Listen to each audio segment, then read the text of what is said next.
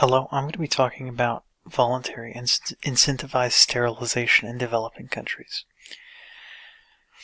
So firstly, I do believe that it is eugenics. The reason being is that there were sterilization campaigns in North Carolina, as stated in the video, in the middle of the 20th century. These were done in order to control the population. However, they unfairly targeted poor and minority people. And in the modern day, the programs that are done in the name of population control unfairly target poor and minority people, especially in developing populations in countries.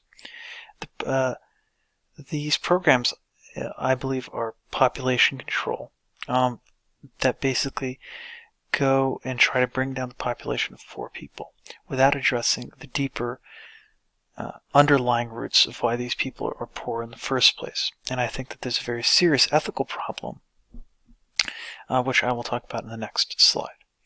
So, for example, the incentive program in India, these people live in extreme poverty, and they were told that they could win a car. And not even that they would get a car for being sterilized, which is a major life decision, just that they would potentially win a car. So these are people who are being manipulated and coerced. As stated in the video, many of the women in the study were not informed of the consequences or the alternative methods, and I think that's a failure of the education system and the bureaucracy, not of the women's personal choices. Same thing with Singapore, the fact that poor and educated women were encouraged to have sterilizations, however richer women were encouraged to have more kids, in my opinion, is classist, and it perpetrates deep systematic inequalities that are not being addressed. It can create a serious inequality. And finally, I think that you can't have a quick fix to a deep problem, right? We have to ask ourselves, why are people getting addicted to drugs?